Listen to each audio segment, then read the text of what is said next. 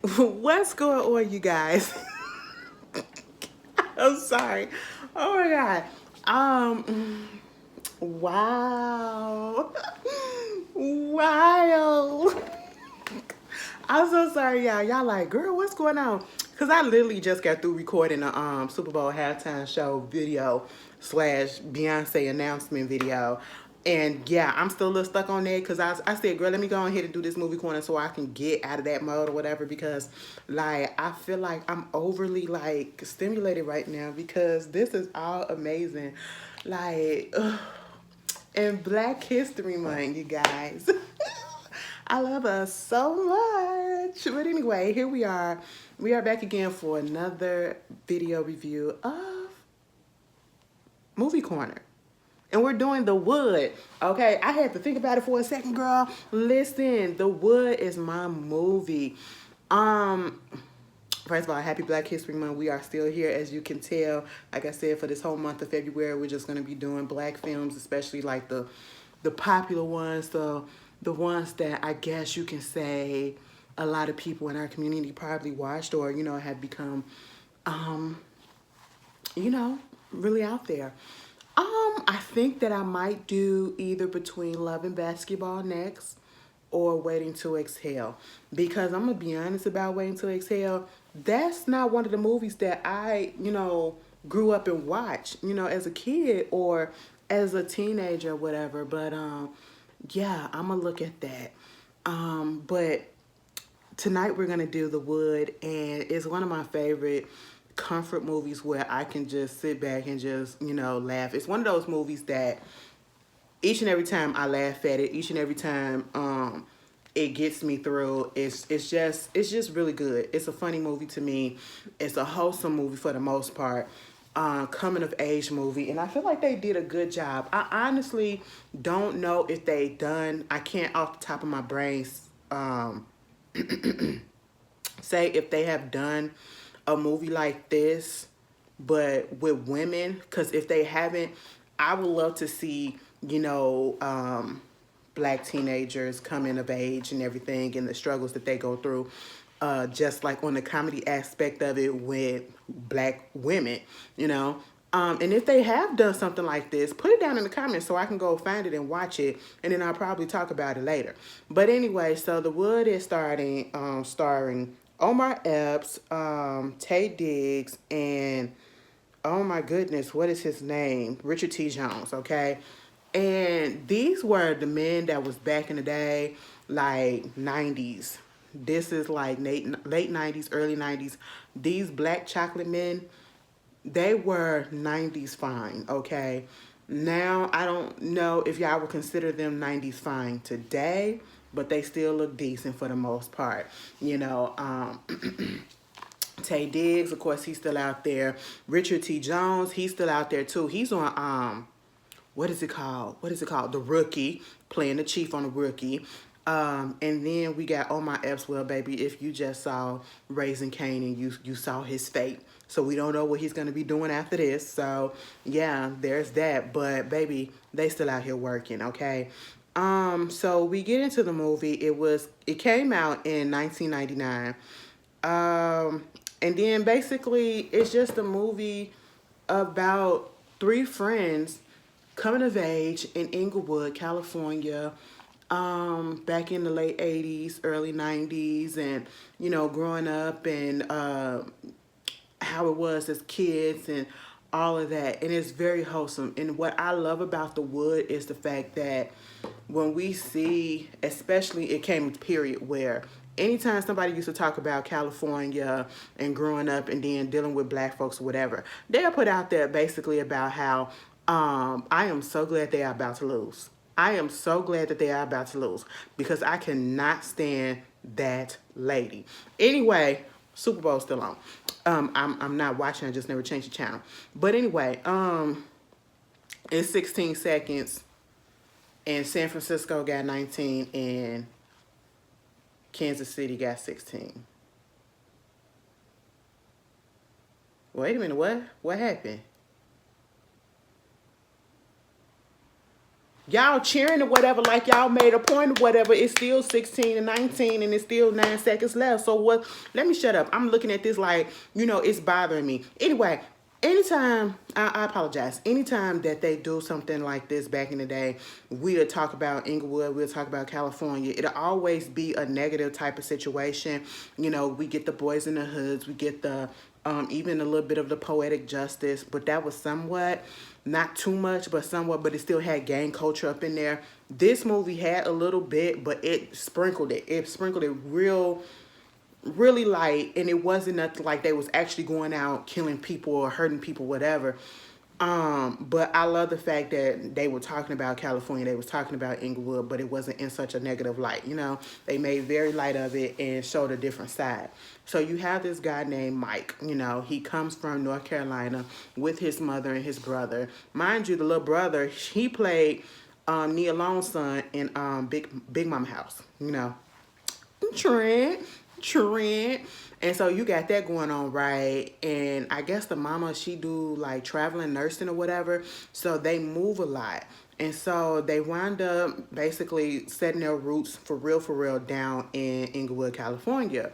And so he goes to school. When we first see him, he's the new kid. He's awkward, and we see these two guys, Slim and Roland, right? And so I always wanted to understand, why did they put that Jerry Curl? Now I know that's how it was back in the day at certain points, that 80s, early 90s or whatever, they had the little Jerry Curl going on and all that, because at one point in time my mama had a Jerry Curl. Okay, let's be real. But it wasn't like how Slim's was, and I just don't understand why it looked like that. Like it was so dark, and he was a dark-skinned guy. Oh, his skin was so beautiful, and he's a fine man today, okay? His skin was so beautiful, but the hair was darker than his skin. It just looked really, I don't know, it looked weird. It didn't go, but at the same time, I was glad when they cut it later on in the movie. But, they meet him, and they were arguing and going back and forth about who's the prettiest or who's the baddest, Apollonia or, oh my God, was it Vanity or Apollonia, right? And so they asked Mike. And when he gave his opinion, that's how they clicked up, and, they was asking him, oh my God, they tied it. Oh, ain't this some shit? This shit is about to go into overtime. Girl, let me turn this off, because this is a distraction, and I know somebody gonna be like, Ashley, please, you don't even watch this stuff. I don't. But anyway, wow. Anyway, so, they became cool after that. Later on, you got Roland and Slim betting Mike to touch this girl's butt named Alicia. Okay, that's played by, what is her name?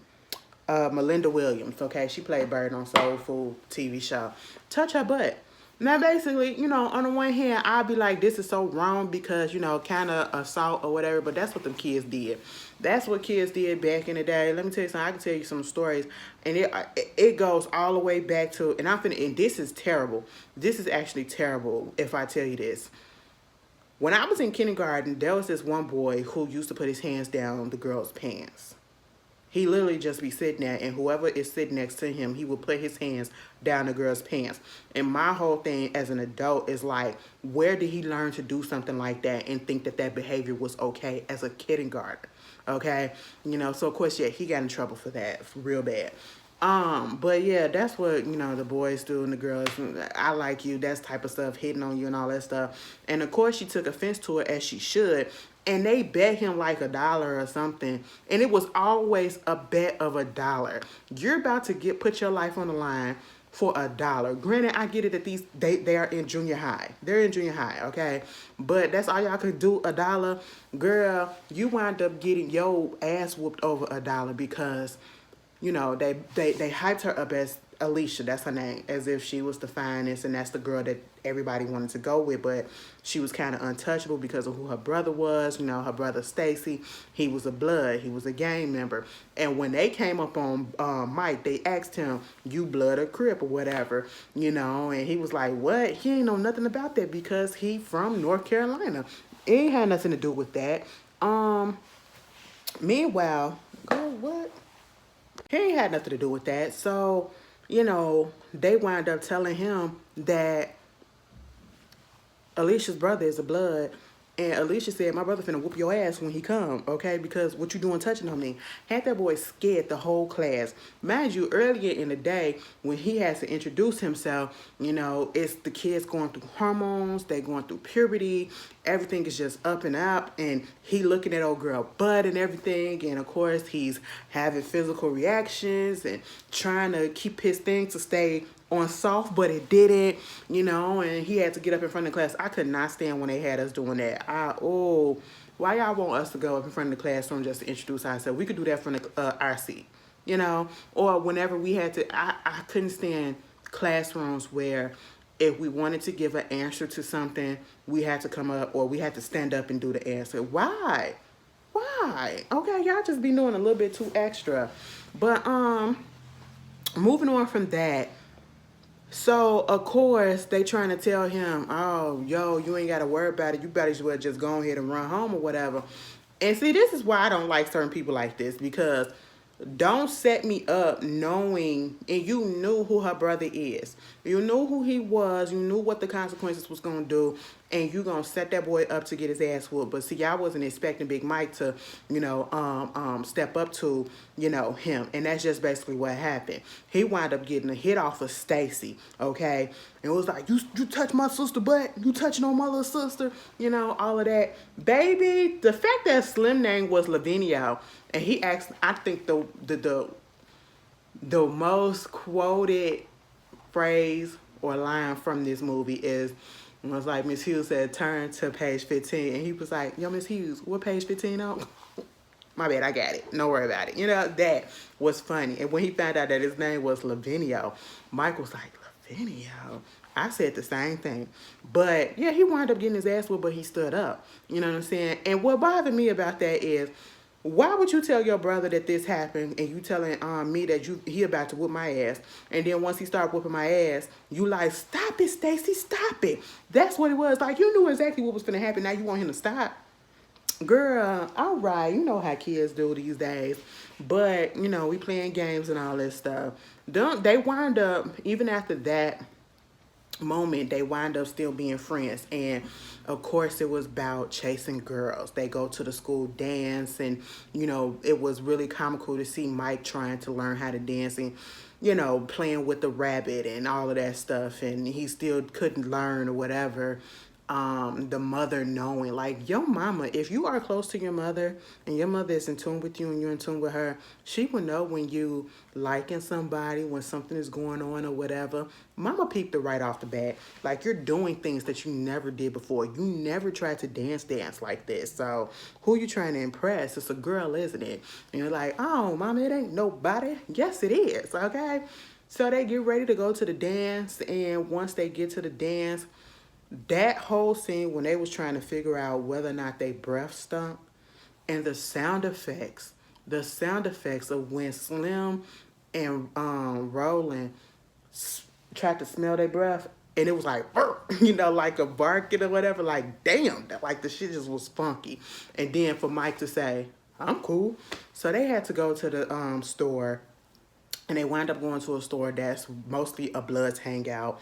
And Mike almost got them caught up because he had on a North Carolina blue cap. And he was like, it's light blue. It don't matter, baby. Blue is blue, okay? And so at this point, you know, he took it off. They went up in there. And it is so funny how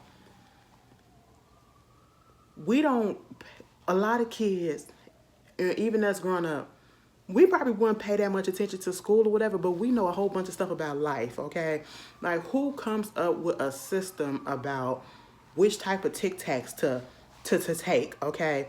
And it's always suck, never chew, okay? With the gum. Don't get no gum, we want some Tic Tacs. And I was just like, what? How do you figure stuff out like this at such a young age?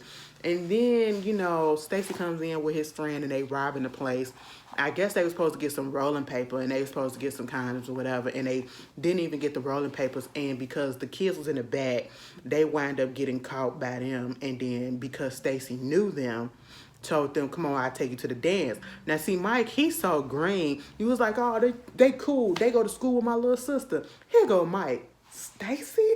Nigga, don't say my name. I said, duh. I was like, oh my God, you really are green. Your mama had you sheltered, okay? Like, sheltered for real. But, they was in that car, and when they got pulled over, first of all, it was so funny of him talking about how he could be a rapper and make a whole album about weed.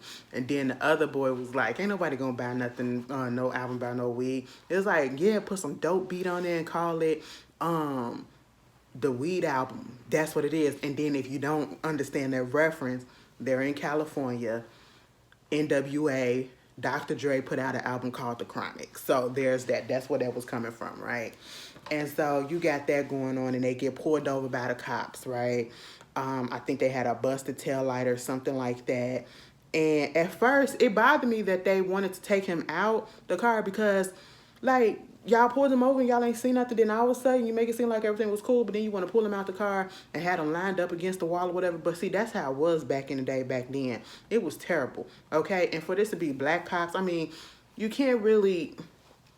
If they had just cause, I understood. But at the end of the day, just for a taillight, and mind you, they did have a gun in the car. And Mike, he made a distraction by coughing so that the cops wouldn't see the gun.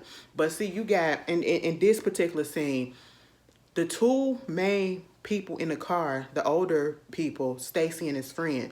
You got Stacy, you could tell that he's somewhat of a leader. You know, he hardcore with it.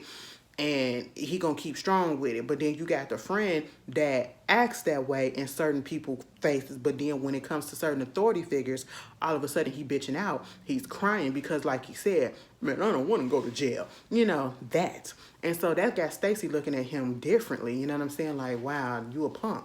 And I'm like, I feel like, in all honesty, if we didn't have such a, this whole thing about displays of masculinity, or a man's not supposed to cry, or you're not supposed to display that you're scared or whatever, people would be okay if you would just let people be who they are. You could be tough and you could be scared at the same time.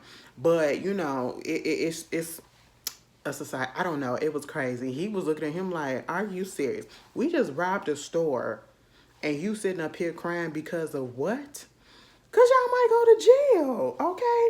But it was so crazy how they got a call in because of the store that they robbed, and they wound up going to go take care of that, which let them off. So, you know, and Stacy wound up taking them to the dance and telling Mike, I apologize for your ass the other day, but you took it like a G.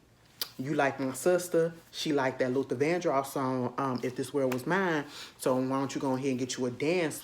And I understood why he did it, because that's how it is. Like, when girls are really not safe in certain aspects. Girls really aren't safe, period. And it's so fortunate. I hate to put that out there. But in certain neighborhoods, certain areas, certain demographics, or whatever you want to call it, especially if you are considered a pretty girl, in certain areas, you're not really safe. And like he said, you know, niggas be trying to hit on and talk to my and touch my sister all the time because she's cute. And that happens. That happens a lot. It's not far-fetched, and it's stuff that still happens till this day, right? So, you know, he trying to protect his sister, and it's understandable, and Mike understood as well. But he knew that Mike was different, and Mike actually liked him, gave him the name Big Mike and all that stuff. Basically gave him his blessings to date his sister if that's what she or he wanted, you know, at the same time. Meanwhile, you got Roland and Slim. They worried about getting numbers. They worried about getting numbers. And it's just at an age where their hormones and their puberty levels is just really, really high. So it's all about girls, girls, girls. And Mike couldn't get a girl to save his life. He tried to dance with one, couldn't really dance and messed it up and was sitting out on the side. You got Roland and Slim getting numbers left and right. But then all of a sudden you see Alicia, she talking to somebody, dancing with them. But then she's by herself when the last song comes on, which just so happens to be her favorite Luther Vandross song, right? If This World Was Mine. And Mike had the courage It was one of those now or never. Had the courage to just go over there and to ask her to dance and all that stuff. And they apologized and everything for touching her and everything. And, this was one of those scenes where his hormones was out of control. And he just couldn't, he couldn't keep it down because he liked that girl. She called it, and they still, she gave him her number, and kissed him on the cheek, and he was just, in a daze and everything. And you see his, Stacy out there, he gives his approval and everything in the car and all that. And it was cool. And he said, we dated for like 3 weeks, the standard junior high relationship. I said, what? That was funny to me. I don't know. But then they go into high school. And we see them. And this is where, again, they're upperclassmen. So now they're young, almost young adults. They're almost young adults, right? 17, 18 years old. They're juniors, playing sports or whatever. And of course, being with an actual woman and having actual intercourse with a woman is heavily on their mind. Having sex is heavily on their mind, to the point where they're making bets or whatever, who can get the coochie first, okay? Mind you, again, when they were betting Mike in junior high to slap Alicia butt, they bet him $1. Then when they did the numbers, they bet $1 for the person who can get the most numbers. I said, that's it. And then for this bet of who can lose their virginity first or whatever, they bet $5. I said, child, that ain't enough. Oh, excuse me, that ain't enough. But all right, and I get it, the times or whatever, but realistically, you could have put a little bit more in there, okay? But we see them going through the motions of trying to convince girls to have sex with them and all of that. You see Mike, he was talking to this girl, Monica, and he said he not going to step back from her because I'm not finna warm it up and let somebody else come and take the jackpot that I done warmed up. I'm going to keep going until I can get it. And I think at one point he was fingering her, and she said, I'm not going to let you put anything in me because that's nasty or that's not what she's supposed to be doing or whatever. It was so backwards, right? But he wound up talking to Alicia because they had a homecoming dance coming up. They were studying. It's the new school year. They were studying together. He was walking her home. They reminiscing and talking about, sex and trying to find somebody who equally wants this as bad as you do, right? Wound up taking him into her house, taking him up to her room, listening to stuff. When she took her shoes off and climbed over that bed, I said, child, y'all finna do it or whatever? Why we finna watch this? And then the part that really got me, because they were about to do it, right? That Luther Vandross song was cue to go ahead and do it. Every time that Luther Vandross song came on, it meant go time. And so Mike, at least he had a condom in his pocket. It was 6 months old, but he had a condom in his pocket. He put it on. When she looked at him and said, is this supposed to look like that? Baby, he was so young or so green and young that he ain't understand. That probably would have hurt a grown man's feelings, okay? That's experienced. Yeah, that probably would have hurt his feelings to say something like that. The way she said it, because, she was confused. But, she was virginal as well, so she didn't know. And so, this is the part that got me. I don't know if y'all noticed this, if y'all watched the movie before, which I'm pretty sure you have. When the first attempt of them to try to, lose their virginity with each other, he got on top of her. She was underneath the covers on the bed, so she was at least naked from the waist down. He pulled his pants down to put the condom on, okay?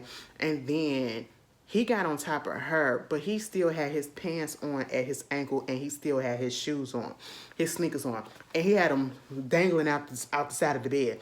I said, no, baby, we're not going to do this. That's why the condom broke. And then he was trying to convince her, we can't just do it without no condom. No! I'm so glad she put her foot down right then and there.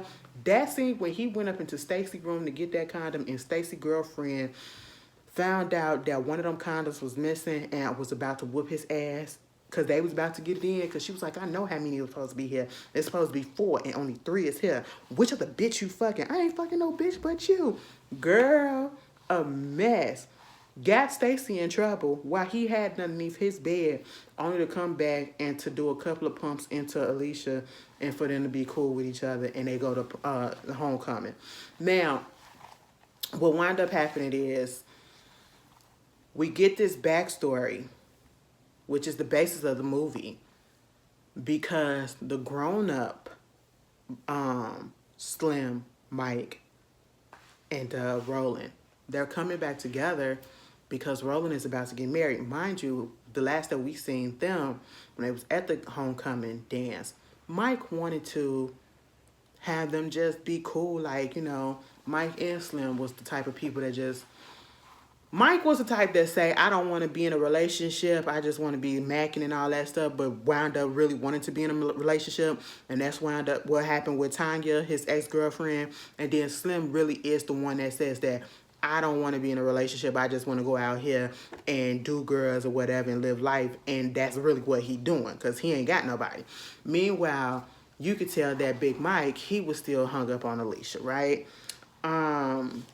The whole crux of the movie, when they was adults, Roland is about to get married, but yet they can't find him because he had went on a bender of alcohol, got so drunk, went to his ex house, Tanya, played by Tamla Jones, who was his first love and his first, you know, who he lost his virginity to, and basically was just out of his mind, belligerent, drunk, and all this stuff, saying some, you know, I'm gonna make her booty jiggle, dog. I said, sir, you're about to get married. Mind you, he was about to get married to Lisa Ray. Okay, I said, child, she ain't had to do much in this role. Lisa Ray cannot act to me. I'm just gonna be honest with y'all. Y'all can love her. I do like her to a certain extent, but let's be real, Lisa Ray cannot act, okay? But that's neither here nor there. So they had to go get him, and this caused them to go down memory lane. Baby, when they went into the store and he got them grits, that's how drunk he was. When he was in that car and he threw up, oh my God, I wanted them to just pull over. As soon as he said, just pull over because he not looking right.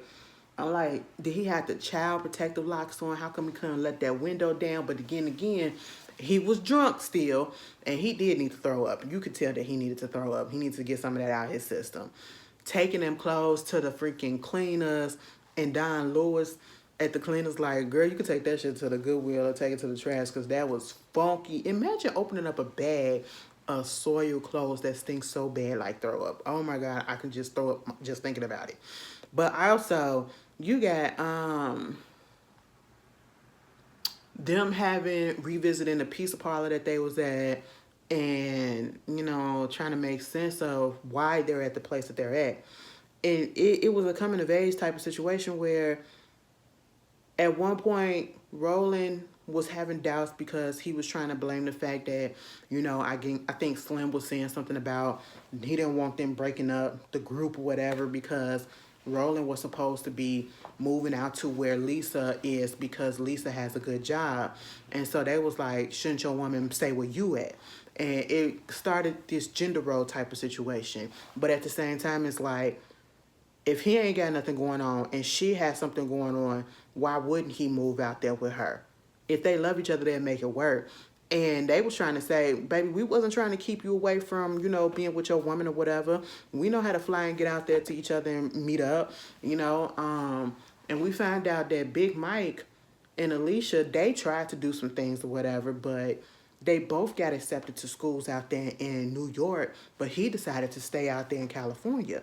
And see, I don't know. It's about timing. I don't know if he would have went when she went right after school and accepted that position and go to what I think NYC or whatever. I don't know if they probably would still be together or whatever. But we see them rekindling at the wedding. That does happen. And the only thing that really got me on that one was the fact that Sanaa Lathan wound up being the new Alicia. I don't understand. At least that's the casting choice that I just didn't understand, because Melinda Williams looked how she looks, and then you get Sanaa Lathan.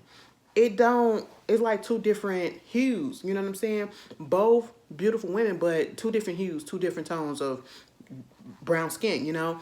Whereas you got Slim, Richard T. Jones, they work together. Um, Big Mike and Omar Epps, they work together, and especially Roland and Tay Diggs. Perfect casting on those as it does, but that whole thing with Melinda and Sanaa Lathan, it was a little off for me. It was a little off for me. But fun fact, I don't know if it was this movie that them two got together, Omar Epps and Sanaa Lathan, but I know that they were together. I don't know if they was together on The Woods, but I know when Love and Basketball happened, they were together then. And it was a point in time where I really thought, and I'm pretty sure all of us thought, who knew that they were together, because it wasn't no secret. We knew that they was a couple.